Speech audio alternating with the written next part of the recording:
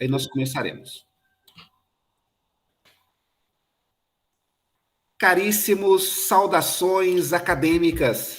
Aqui estamos nós em mais uma conferência da Rede Internacional de Filosofia Ecológica Integral.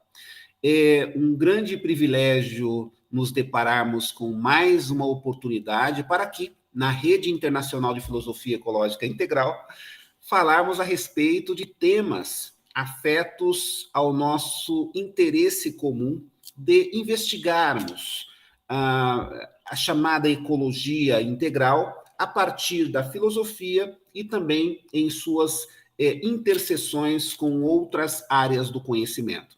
Como bem sabemos, este é um grupo de pesquisadores, a rede representa um grupo de pesquisadores que lá atrás, já há alguns anos, foi fundada com o objetivo de propiciar estudos a respeito da filosofia ecológica integral.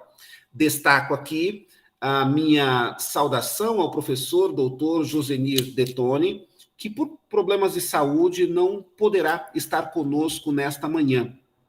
Também registro aqui alguns colegas que estariam conosco neste instante, mas também por questões de ordem acadêmica, outras atividades, também não se encontram conosco, mas registro aqui o meu apreço a todos os pesquisadores que fazem parte da rede.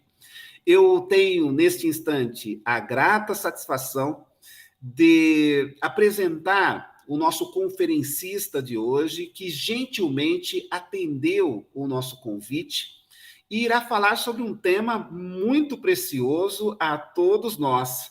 Haja vista que estamos diante de um olhar interdisciplinar e transdisciplinar também a respeito da filosofia e da ecologia integral.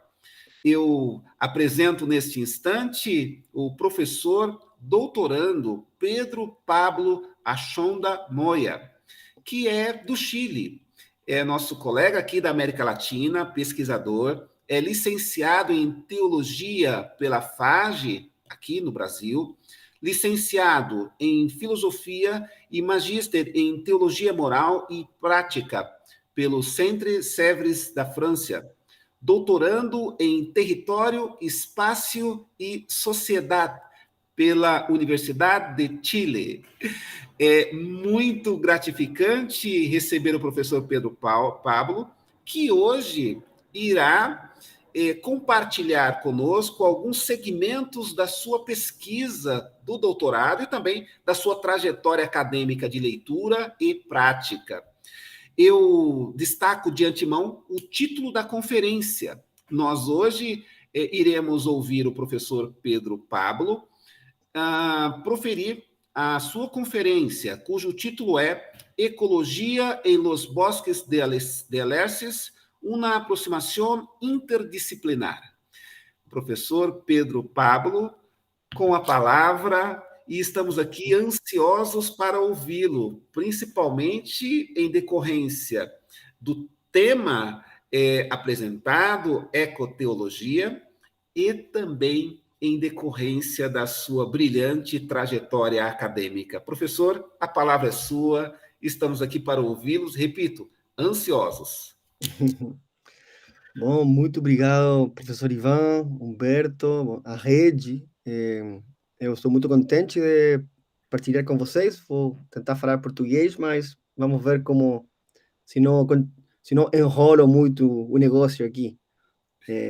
Muito bem. Bom, vou apresentar então. Vamos ver se dá certo.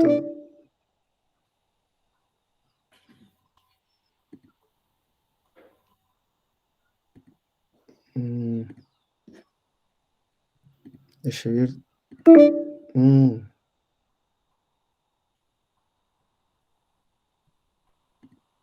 Se quiser, professor, passar a apresentação para mim, eu encaminho para o professor Humberto. Pode ser, professor Humberto?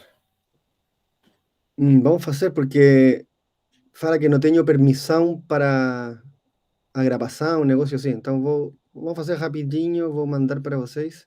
Perfeito. Mas pode ser que seja um pouco pesada, entendeu? Em, como posso mandar para você por WhatsApp? Pode ser, sim, pode passar. Pode encaminhar pelo WhatsApp. Nossa, que coisa esquisita. Não, é muito pesada.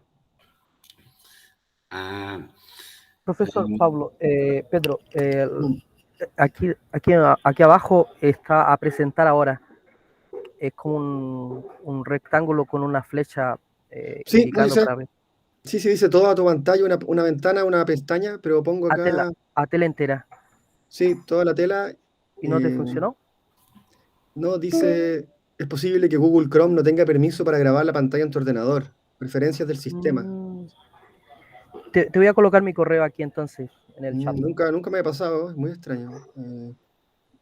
A ver, deja ver algo primero. Voy a darle permiso al Google Chrome.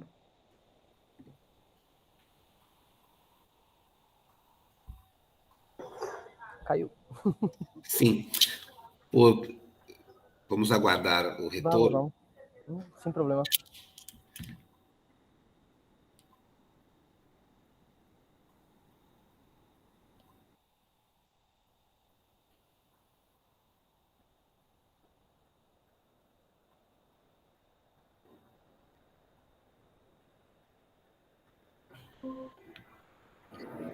Vou tentar de novo. Nunca tinha. Ok. Nossa, que tristeza. Que tristeza minha. Fique tranquilo, professor. São problemas que às vezes surgem com a tecnologia. Resultó. Feito. Aí tá. Dio ser, cierto. Solamente ampliarla. Está perfecto. Aí? Isso, Você fala. ok. Tá ótimo? Perfecto. Tá, nossa, desculpa aí, foi um problema de Google Chrome, permissão de internet, não sei, nunca tinha acontecido. Sem nenhum problema, professor Pedro Pablo. Fique à Depois, vontade. depois o senhor técnico corta essa parte aí. Tranquilo, não há nenhum problema. Tá bom. Sem problemas. Bom, eu modifiquei um pouquinho o título, mas o conteúdo é o mesmo. Sim. Mas como sei que a rede é mais uma rede de filosofia internacional, filosofia, de ecologia integral, eu tinha enviado um ecoteologia. Bom, eu faço ecoteologia, mas também, como estou na interface, não, no diálogo, eu acho que posso chamar esta reflexão como uma reflexão filosófica vegetal. Vou explicar o que estou falando. Eu não sei se a tradução de alerce, que é um tipo de árvore, para o português é larizo, mas eu procurei e falava que era larizo, então vou falar de larizo, sobre a árvore, que em espanhol se chama alerce. Então, o título da conferência é Entre Humanos, Telias e Larizos, não? Uma reflexão filosófica vegetal a partir dos territórios. Não? É uma reflexão territorializada a partir da floresta. Não? Vamos falar assim, estou fazendo um pensamento filosófico vegetal ou ecoteologia andando os territórios, andando a floresta, caminhando a floresta. Vou mostrar muitas imagens para que vocês possam se instalar, não? Possam entrar nesta floresta e compreender a relação entre o larizo, a árvore, e as telhas, que eu estou mostrando agora na telha, não? Do computador, do ordenador.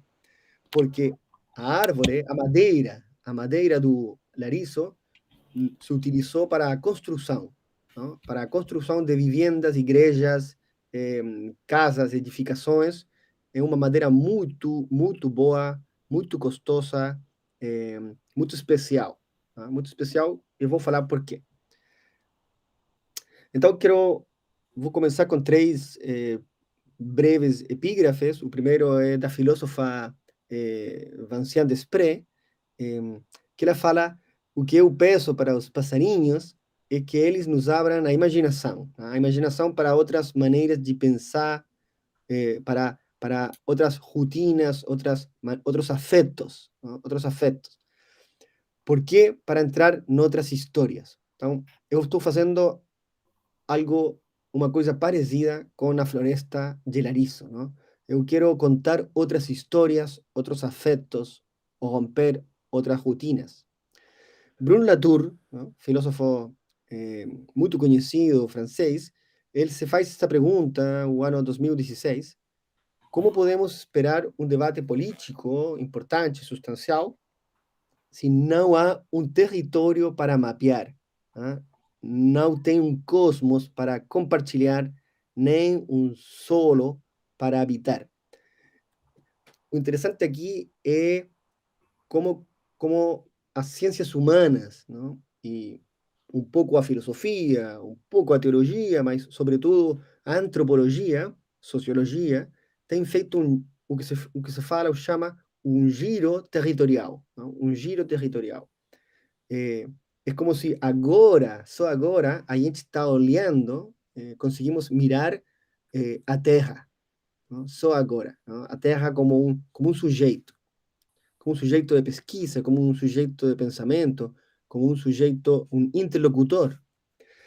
E, bom, também o pensador norte-americano e poeta Henri Thoreau, o Henry Thoreau, diz, não? Suponho que aquele que os homens é religião, em mim é amor pela natureza. Bom, o Chile, um pequeno parêntese, só se não se ouve, o senhor me fala, porque eu não consigo olhar ninguém, não? Então, se tem algum problema técnico, por favor, você me fala. Estamos ouvindo perfeitamente, professor Tá Pedro ótimo, Pablo. obrigado. Então, tem o Chile, não? Um país muito longo e magrinho, e lá no sul do Chile, que é frio, clima frio, tem florestas sempre verdes, não? Sempre verdes que se fala, de muita chuva fria, lá, não? Onde tem colado aí, pintado de azul e verde, são as duas regiões do Chile onde hoje, principalmente, tem larizo, tem floresta de alerce. O alerce é uma árvore endêmica do Chile e parte da Argentina, mas sobretudo do Chile. Então, não tem este tipo de árvore em nenhum lugar do planeta. E hoje no Chile só tem naquela região e pouco, muito pouco, porque foi devastado, não? Foi cortado, foi utilizada a sua madeira, como eu falei, para construção. Eu estive andando, então, duas regiões do Chile perante 2 anos ou 3 anos, e estas regiões têm a floresta hoje, está dentro de um parque nacional, não? É resguardada pelo Estado, então é protegida, não? É área de conservação e proteção. Então a gente pode visitar os parques porque são lugares de turismo, tem sendero, trilha para caminhar, fazer caminhada, eh, mas difícil acesso, não é fácil chegar, não? Está no alto da cordilheira, a cordilheira da costa, que a gente fala, aqui tem o Mar Pacífico, então tem uma cordilheira muito colada da beira do mar, alta, 2.000, 2.400 metros de altura. Então tem Larizo lá e tem Larizo nos Andes, a Cordilheira dos Andes, que é o outro lado. Aqui a gente pode ver outros parques, e tem como remanentes de Larizo, né? Remanentes de Larizo aqui, lá, em diferentes lugares, e, bom, dá para visitar, para andar, para percorrer. A floresta é uma floresta muito especial, muito diferente que a Amazônia, muito diferente que a floresta tropical. Estamos falando aqui de árvores, repito, de solo de rocha, não? Eles crescem na rocha, na altura, muita chuva, muito frio. E a árvore tem uma característica muito especial. ele demora muito tempo em crescer. Não? Muito tempo em crescer. É dizer, é uma árvore muito longeva, muito longeva, ao ponto que hoje as pesquisas falam que a árvore mais antiga do planeta é um larizo, está aqui no Chile e tem mais de 5.000 anos. 5.000 anos. Não? Então, realmente, o primeiro tema é a temporalidade. Não? A temporalidade. Quando a gente está andando o território, caminhando a floresta, dá para pensar o que acontece com o tempo. Não? Como compreender, como se relacionar com uma temporalidade mais do que humana, inimaginável, não? Como são 2.000, 3.000, 4.000 anos. Ainda hoje tem algumas árvores milenárias que a gente fala, né? Mas algumas, muito poucas. A gente pode fazer uma pesquisa e são provavelmente 20, não mais, ou menos, conhecida. Os outros árvores da floresta têm entre 300 anos e 800 anos. Não? 400, 500, vai variando. Então, são florestas jovens para a idade do larizo. Né? Então, o primeiro conceito importante, eu acho que é o conceito de território. Eu gostaria aqui falar algumas características, como eu estou compreendendo o território. Primeiro, como um conceito polifônico, é dizer, o território diz muitas coisas. Não? Muitas coisas estão acontecendo nos territórios e os territórios têm a possibilidade de expressar uma multidimensionalidade. Não? Então, o território não é só a terra, o solo, não? A geografia, vamos dizer. O território é também os afetos, não? A ecologia afetiva que acontece entre o próprio território, não? A própria floresta, neste caso, mas também entre os humanos que habitam na floresta e as pessoas que visitam os parques. Então, tem todo um mundo de ecologia afetiva presente no território. O território é também nossa projeção, nosso desejo. Não? É dizer, a gente imagina uma floresta. Não? Isso acontece sempre. Não? Sempre. A gente projeta uma Amazônia, por exemplo. Não? O que nós queremos, esperamos para a Amazônia. Então, isso é um território mental. Então, é interessante porque o conceito de território com a ideia da ecologia integral dialoga muito bem. Não? Vamos dizer a ecologia integral como ecologia pessoal, ambiental e social. Aqui também, não? Há um território social, não? Que são os vínculos, não? As ligações entre a sociedade e a floresta, neste caso, mas também um território, como falava Félix Guattari, não? Uma ecologia mental, um território imaginado, projetado, desejado. Depois, os territórios habitados pelo larizo, em particular, pode ser entendido como um território que vai além do território. Vamos dizer, um território que foi desterritorializado, como a tala, não? A tala de madeira, com a indústria extrativista florestal. O que hoje podemos falar de capitaloceno, não? O capitaloceno florestal extrativista. Ele destruiu a floresta, não? Arrasou com a floresta para fazer madeira, para um monte de coisa. E, em particular, as telhas de larizo, que já vou mostrar, se utilizam em grande parte das construções, casas e igrejas do sul do Chile. E além, não, o larizo foi levado para o Peru, para os Estados Unidos, para a Europa, foi durante o século XVIII, XIX e até XX, mais de 200 anos de extração das florestas de larizo. Então, eu estou pensando, na minha pesquisa, que as telhas de larizo podem ser interpretadas como uma continuação da floresta. Vamos dizer, ou dito de outro modo, como uma reterritorialização da floresta extinta, arrasada. Então, é outra floresta, uma microfloresta pequenininha que está ali, nas viviendas, nas casas, nas igrejas. Então, é um território além do território. E depois, esta pesquisa se marca e a reflexão num contexto de profunda crise climática, crise ecossocial, crise multidimensional, que eu acho também, e não sou eu, é uma crise epistemológica. Para mim, isso é o principal. O principal, então, é que logos, que pensamento, que maneira de compreender a natureza, os vínculos, as relações, qual epistemologia vai nos servir para repensar o habitar, para repensar o futuro, o amanhã, nestes tempos de crise climática.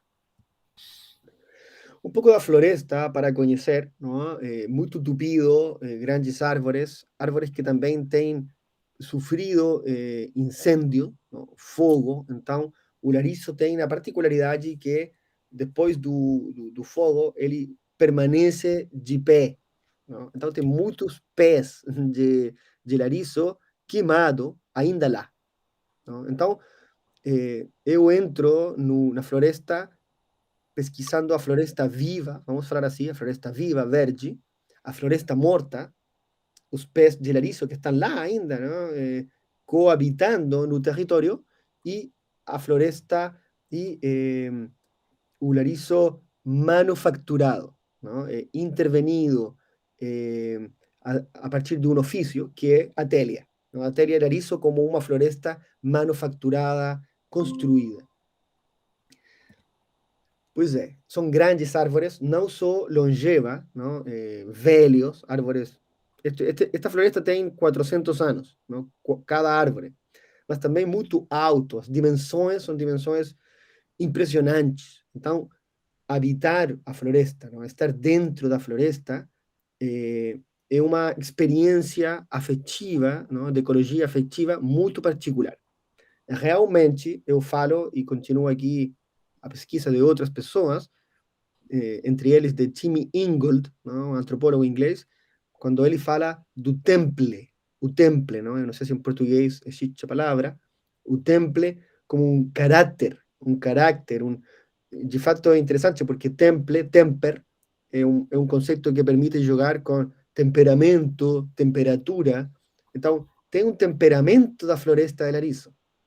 E quando o humano, não? A gente entra, o investigador também, o pesquisador, entra no temperamento da floresta, ele é temperado. Não? Ele é temperado pelo temperamento do Larizo. Então, essa ideia do temple, não? Este diálogo, esta relação entre diferentes temperamentos que se vão temperando.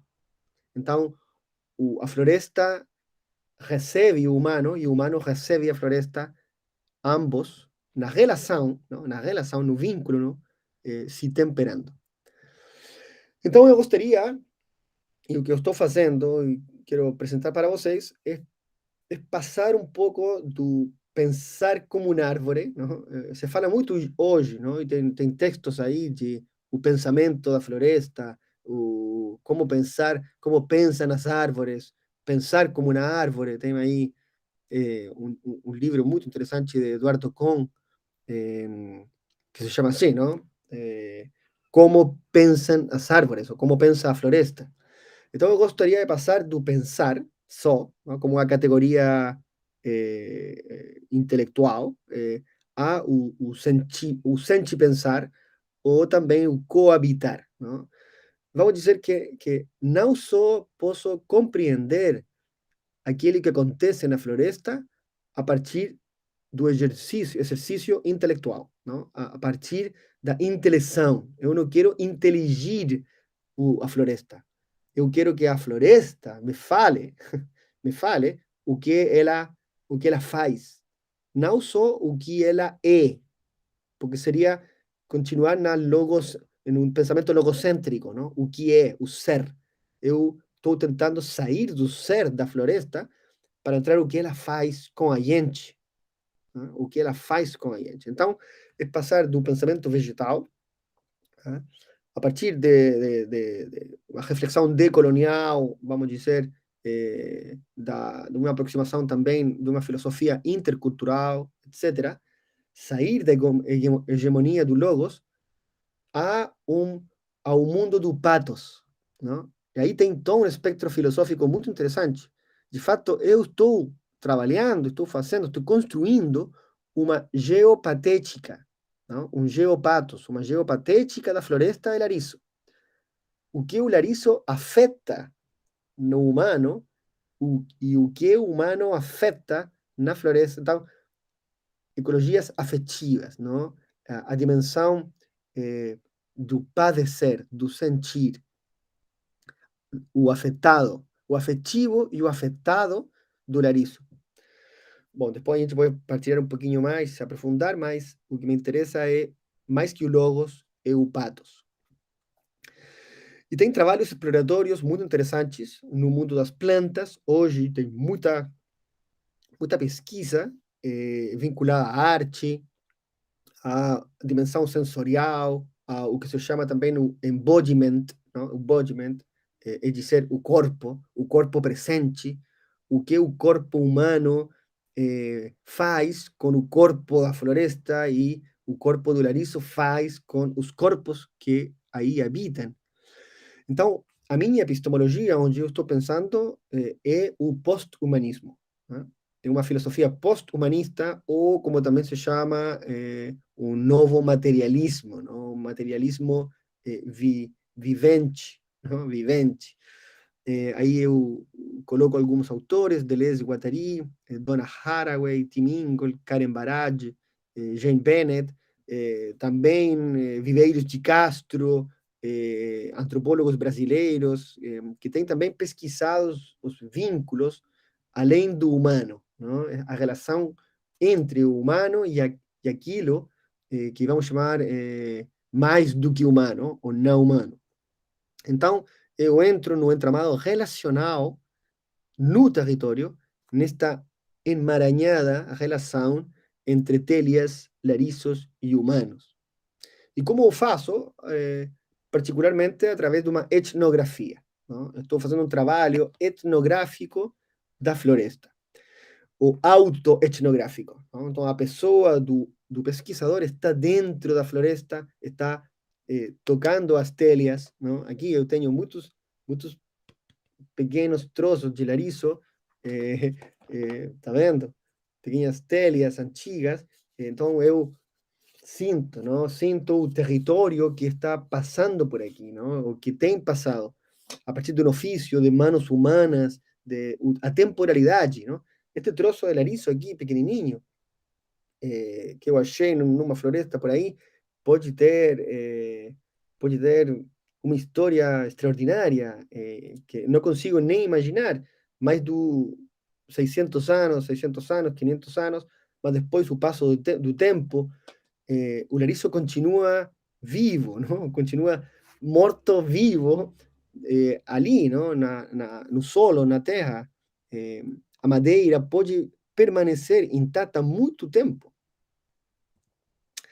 Bom, aqui tem alguns casos de telhas de larizo, alguma mais nova, outra mais velha. Então, é muito interessante pensar também como o larizo continua a vida, né? Como nestes líquens, musgo, pequenininho mundo, micromundo vegetal, como ele continua aí coabitando com o larizo que já está numa parede de uma habitação.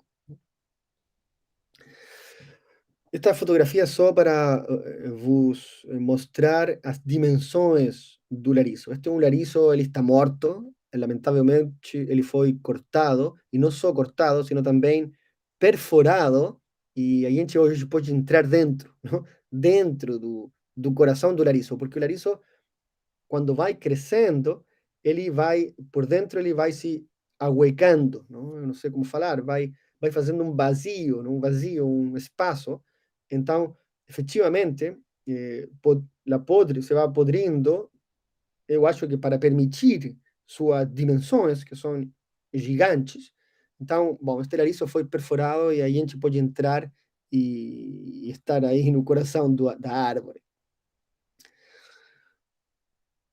Mas floresta de larizo são hectares, são territórios muito grandes e, em geral, desabitados. Não tem comunidades dentro da floresta, não? Por perto, aledañas, sim, e não muito, insisto, porque são lugares ou protegidos, ou privados, ou de muito difícil acesso, não fácil chegar. Não tem só larizo, não? O larizo coabita com outras espécies vegetais da floresta.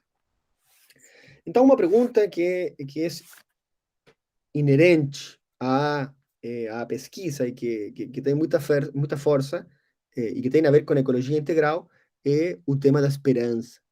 É dizer, é possível falar de esperança? E que esperança é aquela quando visitamos os bosques, a floresta de larizo? Não? Então, no coração da crise climática epistemológica, como pensar que uma melhor coabitação humano-floresta vai nos permitir uma manhã de esperança? Essa é a pergunta, não?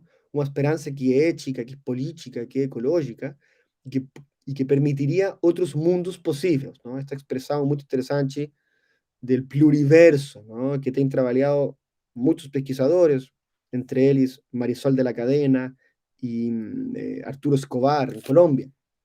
Então, como pensar o pluriverso, não? Esses outros mundos habitáveis possíveis, a partir das relações que vamos construindo com a floresta?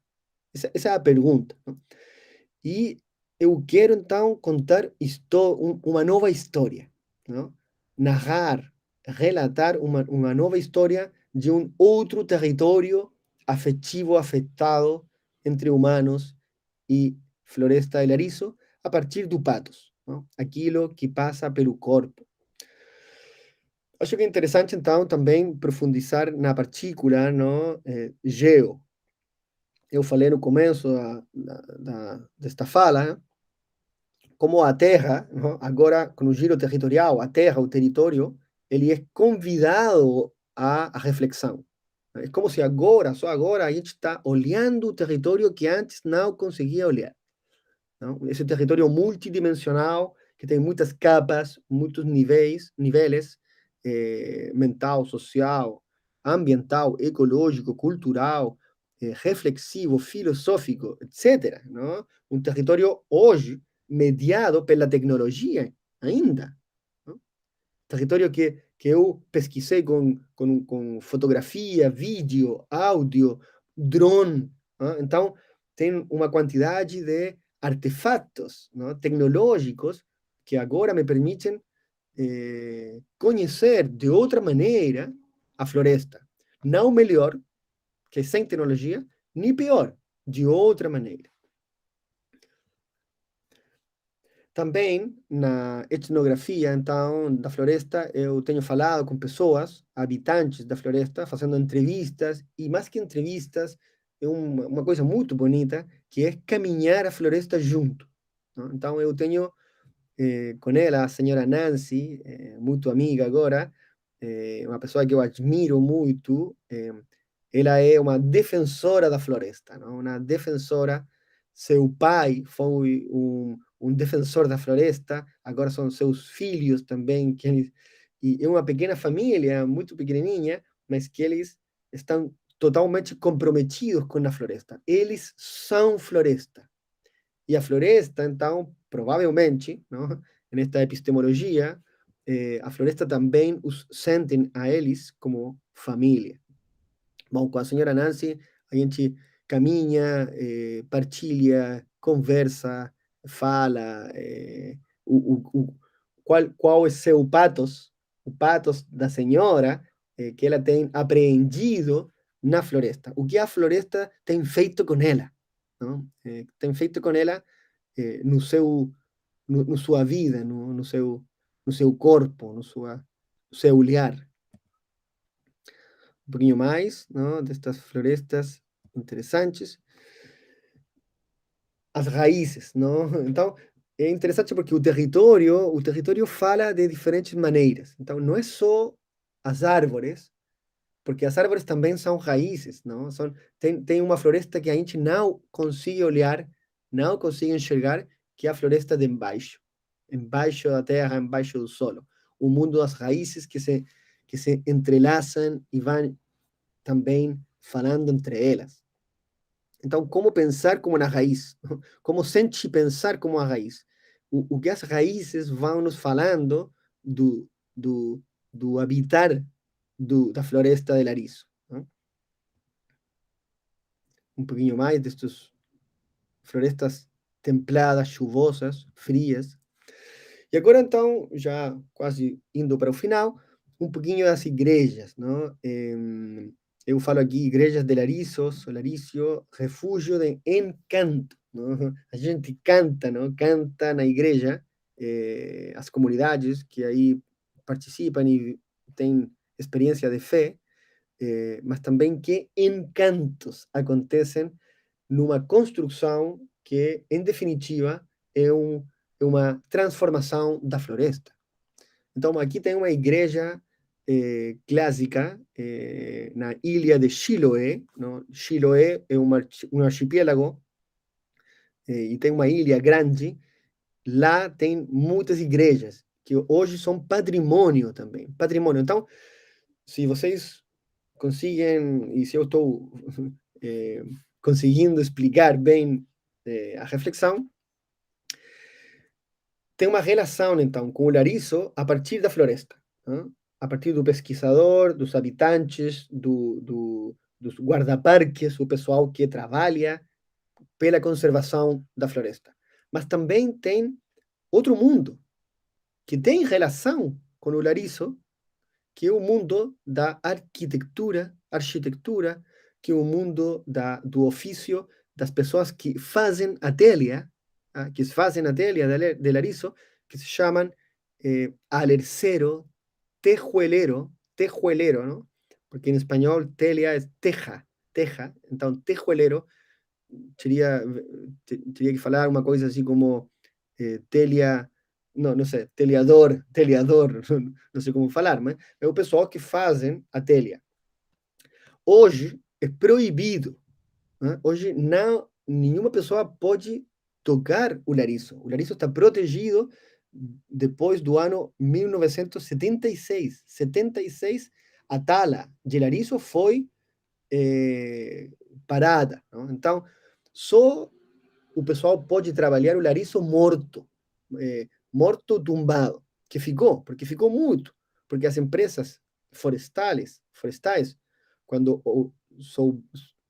quando ficaram sabendo que o Larizo ia ser protegido, então agasaram mais ainda. Entre o ano 74 e 76, o bosque, a floresta foi depredada. Então, tem muito Larizo por aí e por lá, e o pessoal pode ainda fazer telhas, mas é difícil, o trabalho é custoso, é complicado. Então, tem muita reciclagem, hoje se fala, não? Reciclagem de telha antiga. Tem telha antiga, como dura muito tempo, que pode ser limpada, trabalhada e utilizada de novo. Bom, aqui tem uma igreja de Larizo, pequenininha, muito bonita, tradicional, também protegida, são patrimônio da humanidade, não? Patrimônio da Unesco. Bom, já mostrei outra igreja diferente, inteira ela, de madeira, de Larizo. Então, é muito bonito, não? Porque o bosque, a floresta agora tem outro rosto, não? Tem um rosto de muro, de parede, não? Mas tem um rosto também de pele, é uma pele, não? É uma nova pele, uma pele como falo, uma pele da comunidade de fé, não? O revestimento da comunidade de fé, hoje, em muitos casos, é uma árvore milenária. Entendeu? Vou repetir, porque isto é muito interessante. a pele, o revestimento, aquela coisa que é a igreja, não? Aquela coisa que contém o canto, que contém a fé, que contém a oração, é parte da floresta, não? E uma floresta que tem 100, 200, 400, 1000, 2000 anos. Bom, este registro não é meu, é de um documentário de tala ilegal. Temos esse problema ainda, porque a madeira é tão bonita, tão procurada, uma madeira vermelha, muito forte, que aí estão fazendo telhas. Este é um trabalho de telha não de larizo, não? Por isso a árvore aqui é muito mais branca, mas para mostrar como se faz a telha, não? Então, o larizo é muito fácil, não? Se racha. Se fala de telha rachada, não? Se racha porque a hebra permite o trabalho. É tão fácil, quase dá para pensar que a telha já está presente no larizo lá na floresta. Que o larizo tem a telha dentro, não? Guardada aí, almacenada. Mas este é um trabalho agora moderno de outro tipo de telha só para mostrar como são. Então se fazem assim um monte de telha, o pessoal carrega a telha, se trabalha lá na montanha, não? Dentro da floresta, não? As árvores não saem fora pelas dimensões, pela altura, pelas condições, não tem caminho. Então o pessoal é muito sacrificado. O pessoal sobe, baixo a chuva, arma um campamento pequenininho, tumba a árvore, fazem a telha, carregam a telha nas costas e baixam com 1000, 2000 telhas cada dia. Né? E depois fazem desenho. Né? Mire como continua a vida da telha. É uma telha do larizo, não? O larizo que não só se trabalha, se construi, depois se desenha, se faz uma forma nova, uma nova metamorfose. São sucessivas metamorfoses do larizo. Diferentes tipos, idades, cores, confecções. Uma pesquisadora muito amiga que trabalha no mundo do desenho, ela fala que antigamente cada família, cada casa, não? Cada família tinha sua telha, tipo um emblema familiar. Então a família dos da Silva são telha com um desenho particular. As famílias dos Santos, uma telha um pouquinho mais redonda, diferente. Então era uma identificação, não? Na pele da vivenda, não? Na pele da casa. Não são telhas jamais industriais, vamos falar assim, não? Provavelmente cortadas com máquina, a microfloresta. E outra coisa muito impressionante é que a árvore, quando foi cortada 1 metro, 2 metros acima, não da raiz, não se tumba a árvore da raiz, se corta acima de 2 metros, e o tocón chama a parte da árvore que fica lá na raiz, enraizado, o tocón continua lá. Então, andando a floresta, percorrendo as trilhas, é possível, hoje muito escondido, não? Porque a floresta já tem crescido, é possível encontrar tocones milenários ali, não? Ali. E para mim, nesta reflexão, para mim eles têm sido verdadeiro monumento, não? Memorial. Eu falo que o tocón hoje é um memorial da floresta extinta, não? É um memorial da floresta que não existe. Então dá para imaginar, não? A gente deveria não tocar o tocón e deixar lá, porque eles nos lembram. A floresta são as únicas remembranças, não? Os únicos personagens, não? Que nos permitem imaginar a floresta que não vemos, não? Uma floresta invisível que permanece em forma de tocón lá na montanha. Então, já terminando, é possível, depois de tudo isto, pensar ecoteologicamente, não? E fazer ecoteologia da floresta de Larizo, não? É possível falar de uma teologia, ou se quiser, uma filosofia do vegetal? Bom, eu quero pensar que sim, não? E eu estou trabalhando nisso. E é possível construir esta ecoteologia da floresta em base a três afirmações, que é uma teologia profundamente, ou uma ecoteologia profundamente híbrida, não? Da mistura da natureza, do social, do mental, do afetivo, do ecológico, do cultural e das nossas hermenêuticas da floresta, né? Tem muitas florestas. Então, uma teologia profundamente híbrida é uma teologia territorial, se faz no território, se faz andando o território, se faz sentindo o pathos e o temple, não? O temperamento do território, deixando que o território tempere a reflexão pessoal, e é uma teologia da encarnação, aqui eu falo, radical. Não? Se eu quero pensar Deus, ou a revelação, ou o mundo espiritual, tenho que aceitar que é possível se encontrar com Deus lá. Não? É isso aí. Por isso é a encarnação radical. Deus se fez mundo. Não? Deus se fez história. Não? No cristianismo, Deus se fez vida. Então, só vida humana? Acho que não. Não? Se fez vida humana numa forma particular, não? Na pessoa de Jesus, sem dúvida, não? Uma forma particular, única na história, sem repetição.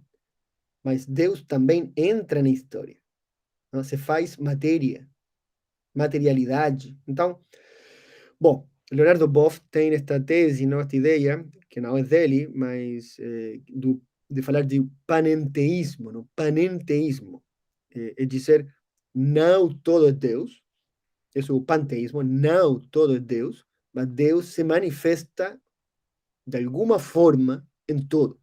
Então, eu posso encontrar Deus na floresta? Sim, posso. Posso encontrar Deus numa igreja de Larizo? Posso. Posso encontrar Deus na minha relação que vou construindo com o entorno, o ambiente? Posso. Bom, então, por aí vai a reflexão. Bom, que tipo de teologia, que tipo de espiritualidade, que tipo de relação mística, se quiser, posso construir, posso aprofundar na floresta. Bom, aí eu deixo para vocês depois, posso partilhar 3 artigos onde estou perdão, nesta ecoteologia, não? Ecoteologia no contexto do antropoceno, da crise climática, o que pode ser fazer teologia no território, não? Fazer teologia de outro jeito, outramente, andando o território, e nesta relação com o Larizo. Outras fotografias aí da igreja.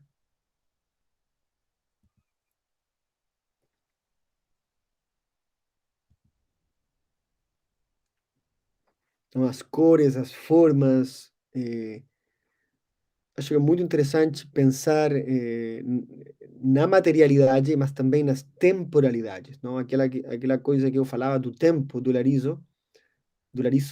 Bom, aqueles tempos centenários, milenários, como são tempos que se intersectam, entrelaçam com temporalidades humanas, com a temporalidade do ofício que construiu a telha, a temporalidade dos construtores e da igreja. Aquela igreja tem bom, esta igreja foi feita de novo, mas pode ter 80 anos, 100 anos, 140 anos. Então, a temporalidade da igreja, do edifício, estou falando, não? Arquitetura, mas também a temporalidade da comunidade que vai se reunir aí e albergar, não? Cantos, mortes, lamentações, esperanças. Esto es un poco o que a gente pode encontrar muito escondido em alguns lugares da montanha, antigos aserraderos florestais de Larizo. Tudo isto é Larizo que ficou lá no monte abandonado. É muito impressionante. Eu tenho um texto por aí onde falo que, para mim, este é o monte do antropoceno, ou do capitaloceno. É dizer, é o monte da degradação, da devastação que o humano ha feito da floresta. Bom, no Brasil tem muita experiência, não, de devastação, incêndio, tráfico, etc. Aqui, ó, um monte do antropoceno. Todo um monte, uma colina imensa de polvo, não? Acerrim, como se fala, de polvilho, de larizo, não? Larizo processado, abandonado, deixado aí, tablas, de todo, não? E o incrível é o lugar, de novo, não? É o território, é um monte que não deveria estar aí, não? Que não deveria existir. Então, fica aquela coisa desfasada, não? Totalmente desterritorializada. O que faz aí aquele monte de Larizo no meio da cordilheira, no meio da montanha, no meio da floresta? É muito impressionante. Bom, então, finalmente, o que eu tenho aprendido entre Larícios e Télias, e aqui termino esta conclusão, uma das conclusões para partilhar. A primeira seria desantropocentrizar as relações. O cristianismo, a reflexão teológica e também filosófica ocidental forte, não? Adolece, tem uma tradição muito humanista, muito do antropos. Então, como pensar, sentir pensar, fazer reflexão, fazer filosofia, teologia, além do antropos, não? Como pensar uma antropologia além do antropos? E acho que entrando nos territórios não humanos, andando as trilhas, não, da natureza, a gente pode, um pouquinho, começar a desantropocentrizar os vínculos, as relações, as maneiras de pensar, de ser e de fazer. Logo, revisar alguns pressupostos teológicos ao respeito da natureza, não? A mirada que a teologia tem do mundo não humano continua sendo muito aristotélico, ainda, muito aristotélico, muito a natureza é uma coisa diferente que a cultura, que o humano, a natureza está lá na frente, não, não dentro, não, a gente não é natureza. Então, a linguagem continua sendo muito dualista, binária. Bom, como revisar aqueles pressupostos teológicos, filosóficos respeito à natureza? Terceiro, uma apropriação das geografias pós-humanistas e das psicologias afetivas.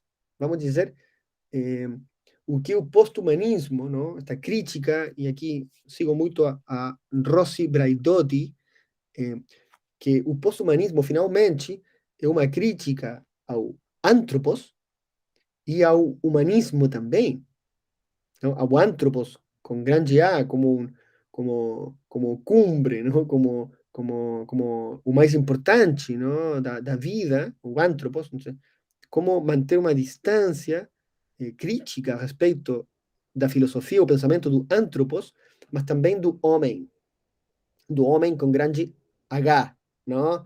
O homem com grande H. Então, já não é o homem, já não é o antropos da filosofia. O que é, então? Não? O que é? Onde fica a humanidade dentro destas geografias e ecologias afetivas? Bom, essa é a pergunta do pós-humanismo. E aparece a materialidade, aparece o Larizo, não? Aparece a telha, aparece a madeira como parte de nós, como parte de nós, e nós, os humanos, como como sujeitos dentro de outros sujeitos, em uma grande malha, não? Uma grande malha da vida, da vida e suas histórias e relações. Bom, quarto, tenho aprendido a gerar, gerar e construir relações criativas. Acho que a criatividade, a imaginação é fundamental. A gente tem que se dar permissão de imaginar outros mundos possíveis. Então, não é só pensar outros mundos possíveis, sentir e imaginar. Né? Quais são, como são, o que acontece ali. Bom, relações contemplativas, abertas, dialogantes com o outro que humano. E, finalmente, repensar o tempo. Sim, repensar as temporalidades e suas interações.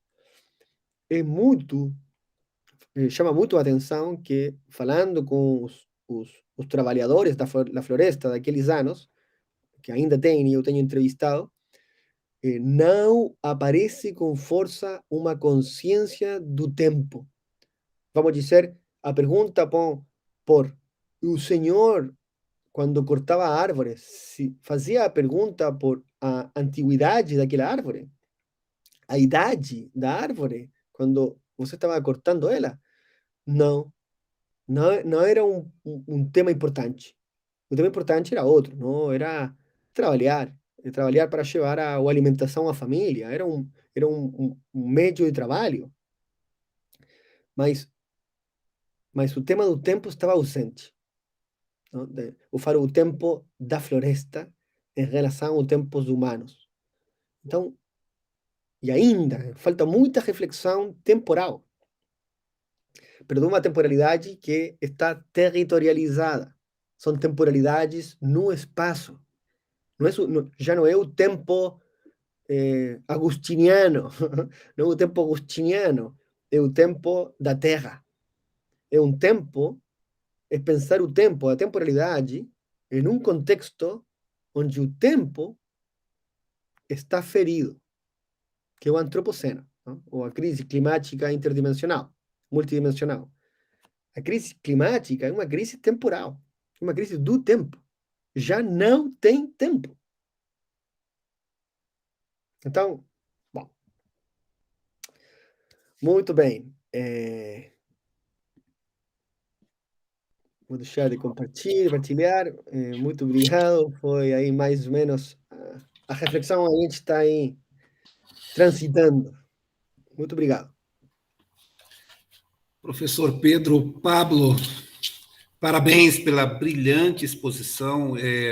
Na verdade, o senhor acabou lançando várias frentes de reflexão que certamente irá contribuir e muito para os pesquisadores aqui da rede, que acompanharão, por certo, essa exposição em momentos posteriores, até mesmo para utilizá-la como parâmetros para janelas que se abriram aqui nesta manhã.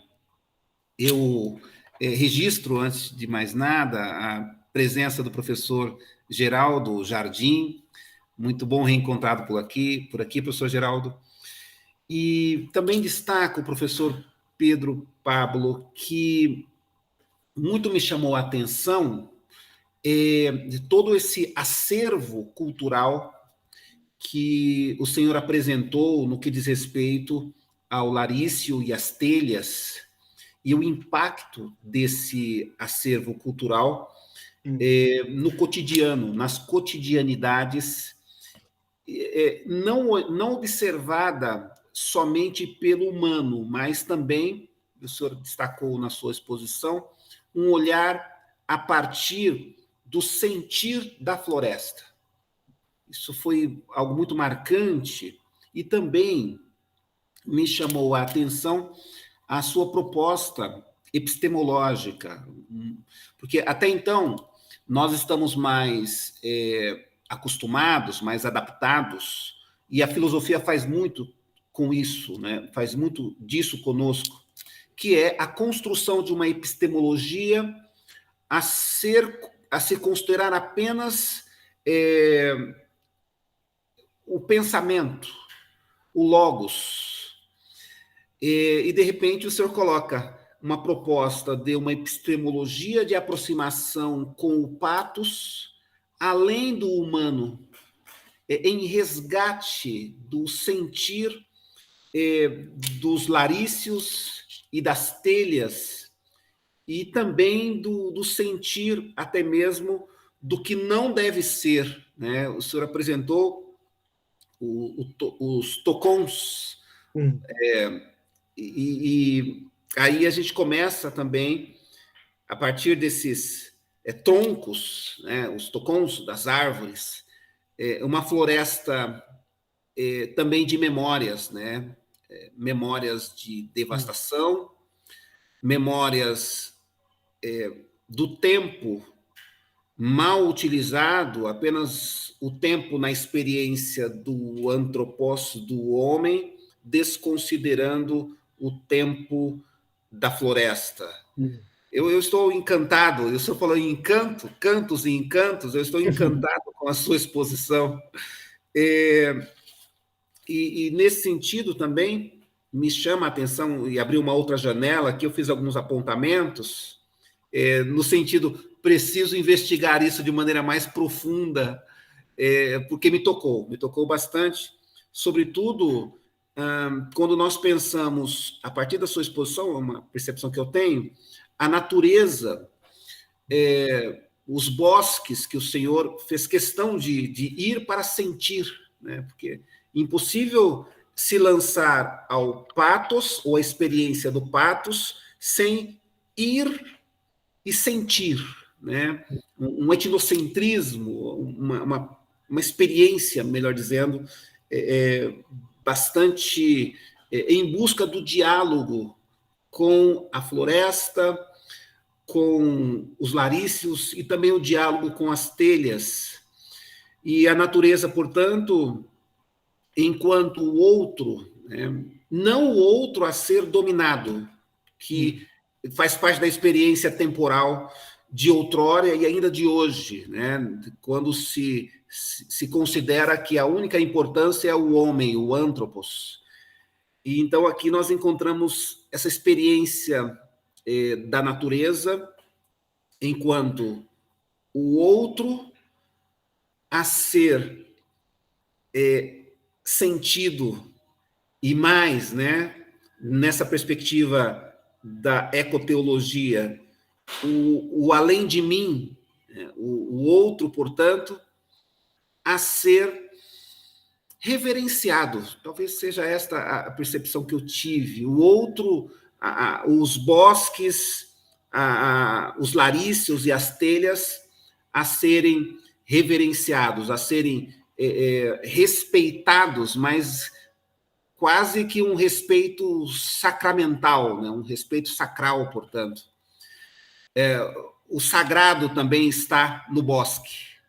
O sagrado também está nos laríceos, em pé, vivos, mas também nos laríceos tombados, na representação dos tocons, e também nas telhas das igrejas, que em dado momento se tornou, o senhor falou alguma palavra muito interessante, se tornou pele da comunidade, pele do eclesial, pele da eclésia, e a comunidade se reveste, portanto, do sagrado, reverenciando, enquanto, em dada perspectiva, aquilo que não deveria ser. Eu estou realmente muito grato pela exposição, pela troca de ideias,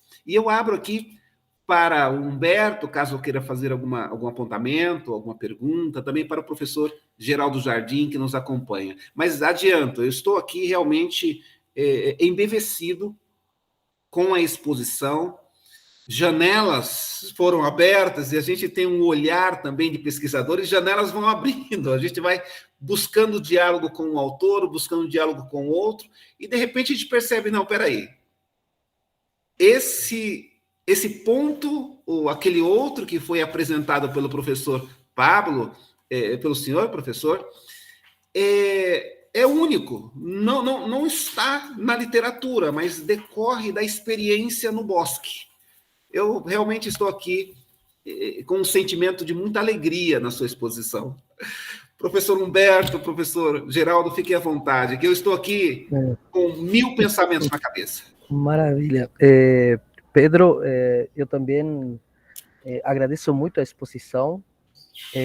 Devo confessar que eu tinha lido aquele livro que é mais um best-seller, mas a partir da experiência do Peter, aquele engenheiro florestal que faz A Vida Secreta das Árvores. Inicialmente, claro, a gente consegue abstrair algumas questões, principalmente da linguagem das árvores, mas é claro que ele tem esse olhar do engenheiro que, digamos assim, busca conciliar essa floresta que fala. É claro que também me chama muito a atenção porque você trouxe essa base da geografia, mas não é aquela geografia da escola, digamos assim, entre aspas, mas aquela, por exemplo, a mim me marcou muito profundamente um livro do Eric Dardel, que é a Geografia da Terra, que para mim é uma grande experiência, digamos assim, de relação com o espaço geográfico. E um aspecto muito interessante que parece que isso está se conciliando. Eu me senti até envergonhado, está sendo gravado e vai aparecer isso publicamente, mas devo confessar que me sinto envergonhado porque eu mesmo como chileno não tinha essa referência do Alerce, digamos assim, nessa experiência comunicativa. Eu tinha ouvido, por exemplo, do povo Yanomami aqui no Brasil, dos espíritos chapiris, que eles falam que a floresta fala e eles também escutam. Então, veja que como esses, parece que...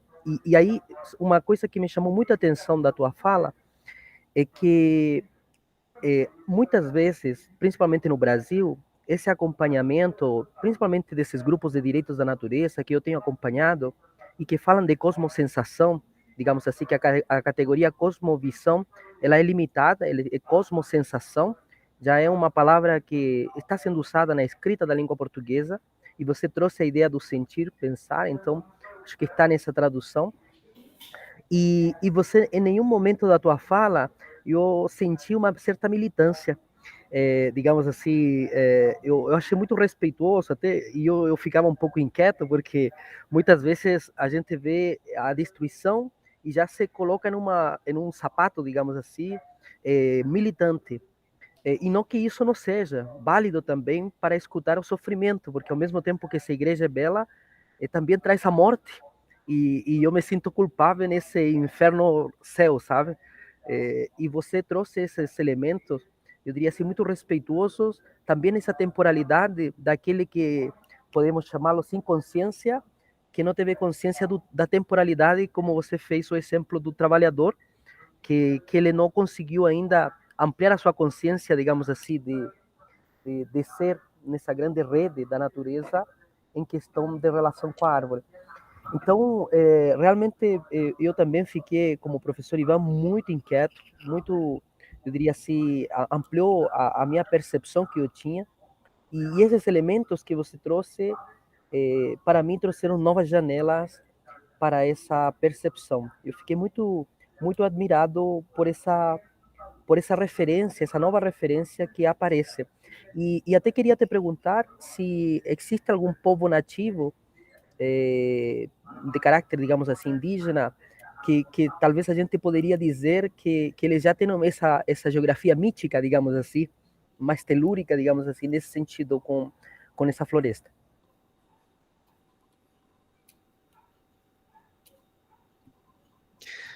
Sim, bom, muito obrigado, Ivan, Humberto.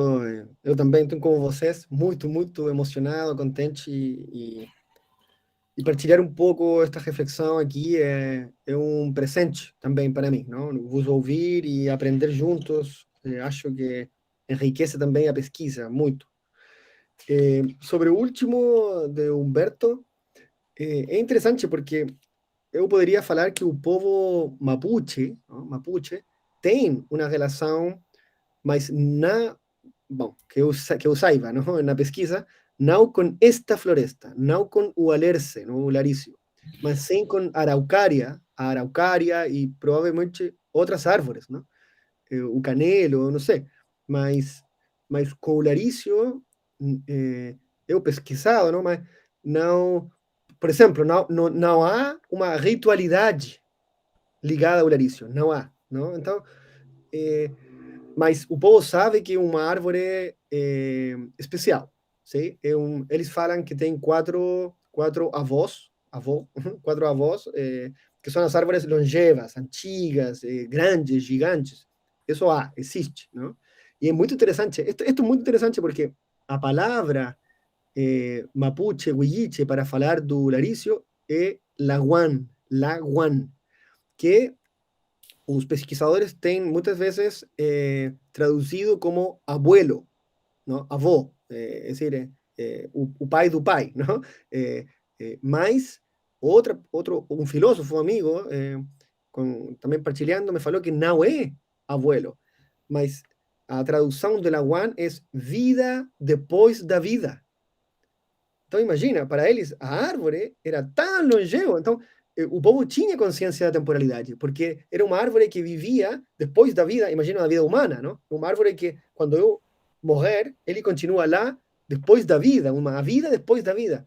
Achei isso fascinante, muito interessante, mas eu não saberia dizer se hoje o povo tem essa relação. Não? Provavelmente foi um território muito bom. As comunidades afastadas, não? Expulsadas para o trabalho florestal, insisto que são lugares difíceis, não? O povo mapuche preferia mais agricultor, não? As terras planas. Isto é montanha, não? Então, sim, ainda acho que tem que pesquisar esse tema, mas não é algo forte hoje no Chile, não? A relação com o larício, indígena larício, não é uma coisa muito forte como outras espécies de árvores. E sim, não sei o que mais partilhar, comentar, porque eu também acho, não sei se o Geraldo também quer dizer alguma coisa, mas eu só agradecer, estou muito contente e me interessa muito a sua visão. E é interessante porque eu não estou parado na pesquisa desde a ecologia política. Não? A ecologia política é muito forte, você conhece na América Latina, e claro, a ecologia política é muito militante. Então, se eu entro na ecologia política, entro do conflito, não? O conflito florestal contra a floresta e a morte, e etc. Eu estou aí, respeituoso, vamos falar assim, também tenho minha postura, não? Mas me interessa mais a filosofia, não? A epistemologia, a compreensão, mais que o conflito, vamos dizer, político, não? Mas sim, é uma dimensão que está aí, não? Está no território. A morte está rondando o território, é impossível não olhar, não sentir aquilo, não?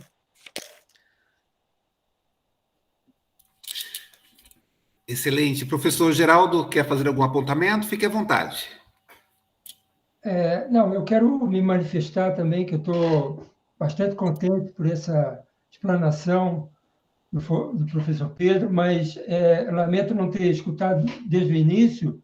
Eu estava meio ocupado com um trator aqui, mas depois eu vou prestar mais atenção. E realmente é uma palestra que, num círculo, eu diria, de poucas pessoas ainda no mundo, né? A gente não esse tipo de pensamento não é um pensamento tão popular assim, está ainda muito restrito. Agora, a minha pergunta é se o professor Pedro ele se inspirou bastante no caso do Maturana Varela e, inclusive, do Boaventura de Souza Santos, na parte do epistemicídio e na razão indolente, né? Porque o epistemicídio está diretamente ligado a isso, é um ocultamento das contribuições culturais que não são aceitas pelo Ocidente, né? E a razão indolente também, que é um modelo de racionalidade ocidental, né? que reproduz formas de pensamento que perpetua essas práticas antidemocráticas e não aceita a experiência social. Isso está diretamente ligado a essa ideia que está trazendo o professor Pedro, né? Mas eu também fico me perguntando se o professor também bebeu ainda do Maturana e Varela também. Então, essa é a minha pergunta também. E gostaria de saber se essa autoetnografia, em que ponto está no tempo da Terra? Se ainda está pela metade ou falta algumas experiências. Mas uma coisa que me choca profundamente também é falar nesse assunto, porque a gente não pode falar isso para qualquer um, né? As experiências que a gente tem no mato, na floresta, que eu já tive, que eu venho da engenharia mecânica, extremamente cartesiana, extremamente embotada, né? Ela não tem a relação com a filosofia, não tem a relação diretamente da experiência espiritual mesmo, né? E eu tive experiências assim que eu, inclusive, escrevi no meu último livro aqui sobre o Quinto Evangelho, exatamente essa experiência com as plantas, que é uma experiência espiritual. Então, como é que tu vai falar isso para qualquer um? Primeiro, pode pensar que tu usa alguma maconha, alguma outro tipo de planta alucinógena. Então, sempre se leva para esse ponto. Ou a pessoa está delirando, ou a pessoa está louca. Mas nunca há uma racionalidade em cima. Eu digo racionalidade, eu digo no ponto trazer uma engenharia em cima disso, uma lógica em cima disso, uma expressão espiritual que é racional também, que é lógica, né? Que é uma expressão de Deus.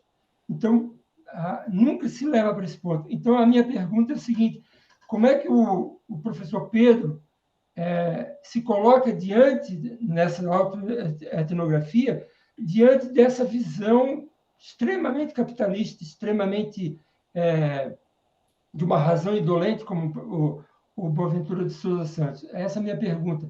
Como é que ele se coloca diante dos outros seres humanos que não têm essa experiência espiritual com os nossos bosques? Sim, muito obrigado, Geraldo. Tremenda pergunta. Primeiro, a etnografia, sim, eu continuo nela, não está finalizada, concluída, mas grande parte sim. Assim, eu acho que eu tenho feito muito trabalho de campo, registro audiovisual, reflexões, andando o território, entrevista, então, isso está. Não? Acho que... Mas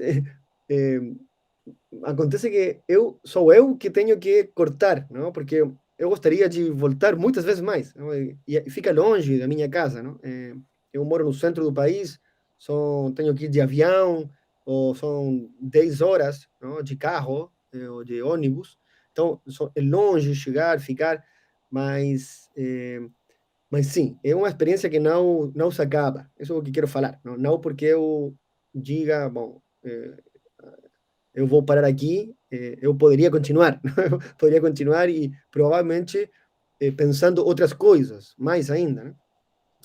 Depois, o senhor falou uma coisa muito importante que eu estou também aí, não, pensando, porque meu interlocutor, não, a pessoa com a que eu quero falar, não é justamente o que você falou, é o engenheiro, é um engenheiro, não? É o cartesiano, ou é o filósofo normal, tradicional. Eu não estou, meu interlocutor não é o povo originário, não é o indígena, também não é a pessoa que tem experiência das plantas, porque eles já têm experiência. Né? A mim me interessa gerar ou construir justamente uma coisa teórica, um marco teórico que faça sentido ao engenheiro. Agora, isso é muito difícil. Eu não sei se vou conseguir, mas meu interlocutor é o cidadão ocidental. É o cidadão ocidental tecnológica que tem seu aparelho e que está o dia inteiro no Instagram. Eu quero que essa pessoa reconheça a floresta ou reconheça o mundo além do humano como um sujeito, não só um sujeito de direito, que é a perspectiva da ecologia política, não? Sino como um outro ser, não? O outro ser que fala, que comunica, que sente e que tem muitas coisas a nos ensinar. E esse ser é o ser floresta, é o ser árvore, é o ser telha, é o ser igreja, de telha, de Larizo, entendeu? Então, bom, estou aí, não? Estou mergulhando, como falo ainda, tem muito por... Como vou apresentar a reflexão para que faça sentido, mas eu concordo com o senhor. É muito fácil, porque hoje está muito de moda, não? Tá muito, se faz muita coisa pouco teórica, mas muito sensorial. Não? Então, é muito fácil cair em um registro hippie, não? Entende? Assim, o New Age, não sei, como, sim, eu vou abraçar árvores. Também, não? Você pode abraçar árvores, mas me interessa a mim que não só abrace árvores, sino que aprenda da árvore, porque você não sabe tudo. E você não é o centro, entendeu? Da existência. E quando você morra, a árvore vai continuar lá, e não, sem importar de você. Então, bom, não é fácil, não? Bom, estou aí, não? Estou aí Pedro, mergulhando, sim. e uma última consideração, até coloquei o nome aqui, porque talvez o meu francês não me permita pronunciá-lo corretamente, mas esse autor recentemente publicou um livro chamado Os Afetos na Pesquisa. E ele, é claro que ele traz a perspectiva mais, digamos assim, das diversidades enquanto sujeitos humanos. Mas quando a gente começa a ler esse construto epistemológico, e ele é muito atual, o livro ainda está em formato digital, é de acesso gratuito, até posso compartilhar depois, sem problema. E eu vejo que ele dialoga muito com essa perspectiva que você trouxe. E a única questão que talvez me coloco assim, eu penso que o professor Geraldo, quando ele fez também uma videoconferência para a rede, também me instiga nisso, é que se a gente descobre algumas coisas que a floresta nos fala, não sei se até que ponto a gente tem que ter um sentido ético de guardar os segredos dela para não contar para outros. Então, eu acho que tem que ter essa nota de rodapé ali muito cuidadosa. Eu não sei, por os indígenas eu vejo que eles têm isso muito, essa digamos assim, esse caráter meio deontológico, certo? Onde eles guardam os segredos, porque se contar tudo, às vezes pode ser até mal aproveitado. Não sei se eu me fiz entender. Sim, perfeito, perfeitamente. Posso continuar a explanação do colega aqui? Tem coisas que a gente, quando está andando no mar, por exemplo, eu fui fazer uma palestra lá na Península de Yucatán, na Universidade sobre Plantas Medicinais. Aí depois nós andamos assim pelo... era Tabasco, se eu não me engano, tinha um museu de cabeças gigantes, negroides, assim, no meio do mato, né? Com lábios, né? Com nariz achatado, feições negroides mesmo, né? E eu encontrei uma planta chamada Piperadunco, que ela é tombada aqui no Brasil como nativa da Mata Atlântica. Ou seja, ela não poderia chegar lá no México, que nós temos 3, 4 mil metros de altura, através de voo de morcegos, né? Não poderia. E quando eu olhei para a planta, eu perguntei para ela: o que tu estás fazendo aqui? Assim, pensamento, né? Pensamento. E eu escutei imediatamente: troca. Aí eu guardei aquilo e vim para o Brasil, né? E daí eu fiquei andando pelo mato, etc. Tal. Aí eu pensei assim: troca, comércio, então, rotas. E daí eu comecei a andar no mato e descobri um caminho de 3 quilômetros no meio do mato, por causa disso, antigo, de 1,60 m por 40, que é o caminho de Piabiru. que é parte do caminho de Peberu, que é o caminho que ligava Cusco a Florianópolis, a São Paulo, e fazia todas as rotas aqui do sul, né? Então, são caminhos trilhados, né? Então, são coisas que a gente tem que perceber que o pensamento não é só nosso. O pensamento está nas coisas também. As coisas pensam, né? E isso é algo que é super interessante a gente ter elementos, seres humanos, que pensam como a gente não fica só, porque a gente guarda isso, e eu não posso contar para qualquer um, né? Conto para minha esposa me entende, porque ela está estudando isso, né? Ela está fazendo um doutorado na engenharia de conhecimento, exatamente por isso. Mas eu não posso contar para qualquer um, nem para minha mãe, nem para minha irmã, nem para o meu amigo, nada. Então, no momento que a gente tem uma filosofia disso, nos acalenta, né? Nos faz... E eu estou falando de engenharia. Quer dizer, nós não estamos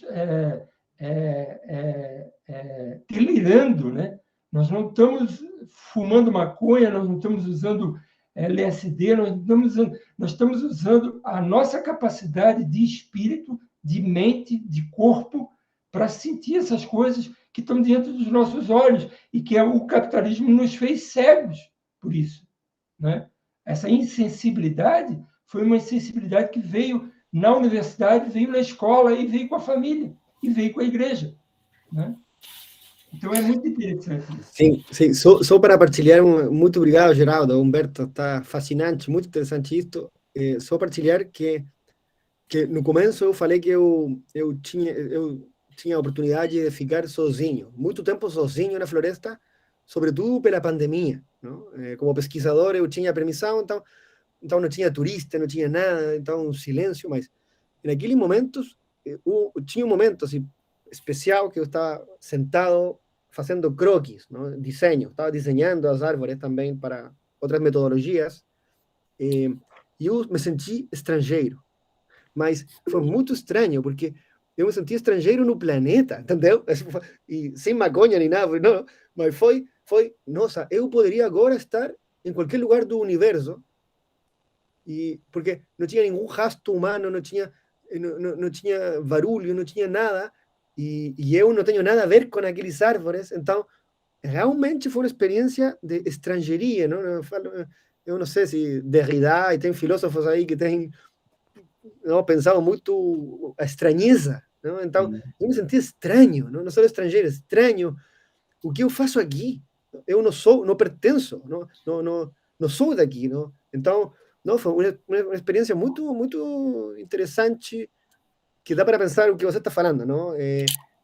Como me comunico, como deixo que elas se comuniquem, não? O entorno, o território. Bom, acho que a ideia da estranheza pode ser muito, muito legal. Bom, obrigado. Excelente. Excelente, professor Pedro Pablo. Durante a sua exposição agora, também nesse diálogo, eu me recordei de uma expressão muito utilizada em ciências da religião, que é, inclusive, uma tentativa de definição do sagrado, que é aquela noção de mysterium tremendum et fascinans, né? E essa é a experiência que o humano tem enquanto estrangeiro no bosque. É a impressão que dá nesse contato, inclusive na concepção de um outro mundo possível. Eu quero agradecê-lo profundamente por este momento de troca, por essas janelas, como eu disse há pouco, por essas janelas epistemológicas em diálogos com o patos que foram apresentadas a nós. Professor Pedro Pablo, leve o nosso abraço aqui da Rede Internacional de Filosofia Ecológica Integral, a todos os pesquisadores do Chile que estão envolvidos também nesta pesquisa, porque nós bem sabemos que quando nós estamos nessa fase de pesquisa, nos preparando para a conclusão do doutorado, nós acabamos formando também uma rede que nos dá apoio, não somente o orientador, né, mas toda uma rede de pesquisadores que costuma nos dar apoio e também espaços de diálogo. Então, leve o nosso abraço a todos, receba também, professor Pedro Pablo, o nosso abraço aqui de agradecimento pelo brilhantismo da sua comunicação e pela gentileza da troca, pela gentileza de aqui, neste espaço cibernético, nesse território cibernético, o senhor trazer a experiência do sagrado no bosque, na floresta. Muito obrigado.